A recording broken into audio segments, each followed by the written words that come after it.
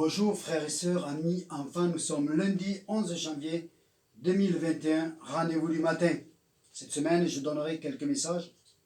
Mais aujourd'hui, je voudrais rappeler et reparler sur le repas du Seigneur. Le dernier repas. Repas d'amour. Repas fraternel. Repas du souvenir. Un acte qui doit rester simple. Loin d'un sacrement, acte religieux, loi et règles. C'est un acte de vie portant la vie et la vie éternelle.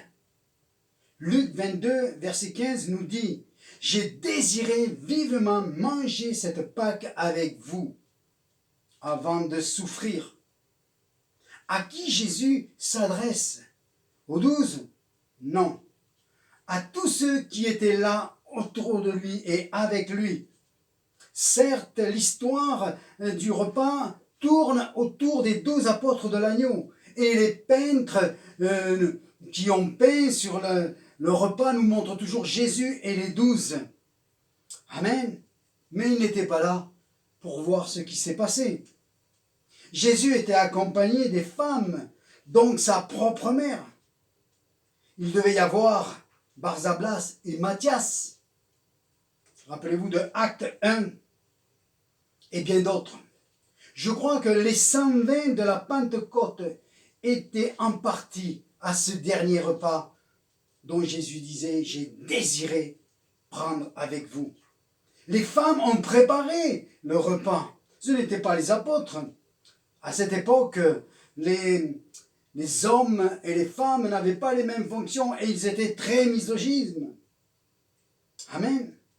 Et comment priver sa propre mère pour cette dernière Pâque? Lui, Jésus-Christ, l'amour incarné. J'ai désiré prendre cette Pâque et l'enseignement qui en découle.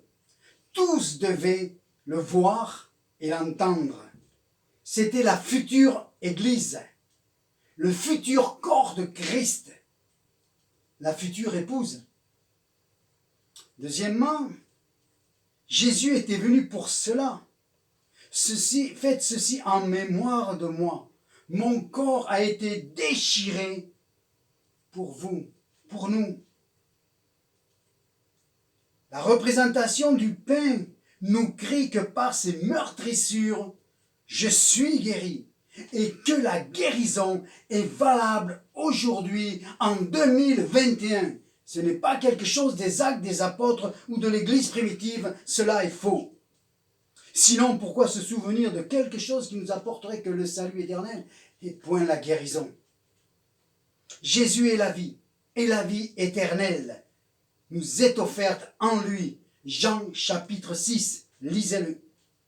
J'ai l'impression parfois que nos frères et sœurs, en portant le pain, essaient de se souvenir ou de visualiser la crucifixion, la croix, les souffrances. Si c'est ça, on aurait dû laisser sur la croix le Christ comme dans l'église traditionnelle. Alors que nous sommes appelés à relever la tête et à le voir, lui, couronné de gloire et d'honneur, le Seigneur des Seigneurs et le Roi des Rois. Le sang de l'Alliance, se souvenir de ce sang qui me parle du pardon de nos péchés, de notre justification, de notre sanctification, de mon adoption. La vie est dans le sang. Il y a quelque chose de profond dans le fait de me souvenir de cette alliance en son sang. Dieu le Père me l'offre dans sa grâce. Il me fait la faveur de l'adoption, de la protection. Rien ne vous ravira de ma main. Rien ne vous séparera de l'amour de Dieu manifesté en Jésus-Christ. Prendre ce pain, ce vin, c'est prendre le remède offert par notre Père dans la personne de Jésus. C'est un acte d'obéissance, car nous n'en mesurons pas la profondeur et la portée, et le discerner, l'amour manifesté dans l'œuvre de la croix. C'est un acte de communion avec le corps et le sang et avec les frères et sœurs qui nous entourent. C'est un repas d'amour dont nous ne devons pas nous priver. Pour reprendre la parole de Jésus, redevenons comme des enfants qui se mettent à table à l'invitation du Père. L'Église devait être un lieu de guérison et de miracle, un lieu de vie, car la vie coule dans l'Église grâce à l'œuvre de la croix. Peut-être n'es-tu pas d'accord avec moi, mais je t'invite à regarder nos rassemblements. Entends-tu parler beaucoup de guérison, de miracles, de sépulture de vieillards plutôt que de jeunes? Car c'est cela qu'il s'agit dans Corinthiens 11. La maladie, voire la mort, si on ne sait pas discerner l'amour de Dieu manifesté en Jésus-Christ.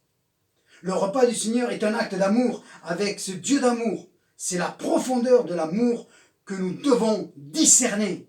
Je ne m'approche pas du repas avec la peur, la crainte, la punition peut-être de voir une maladie venir sur moi ou de la colère de Dieu qui va s'abattre sur ma vie car j'ai péché. La colère est tombée une fois pour toutes sur Jésus-Christ. Le voile s'est déchiré pour que je rentre dans le lieu saint. Le Père a ouvert ses bras au Fils prodigue. Alors oui, son amour me guérit, me pardonne. Je suis enfant de Dieu et par amour, je fais tout pour lui plaire. Et quand je prends le repas du Seigneur, je vois son amour. Il est heureux. Je lui suis agréable, car je discerne cet amour qui ne me juge pas. J'ai toujours été attristé de voir comment, avec une fausse compréhension, certains ont été privés du repas du Seigneur, voire même punis pendant des mois, voire peut-être certains des années, à cause d'un péché commis. En 2 petits messages, je vous ai dit ce que j'apprends sur le repas du Seigneur. Et nous grandissons dans la connaissance de son amour. Il y a d'autres choses à découvrir. N'oubliez pas, c'est un repas d'amour, de vie.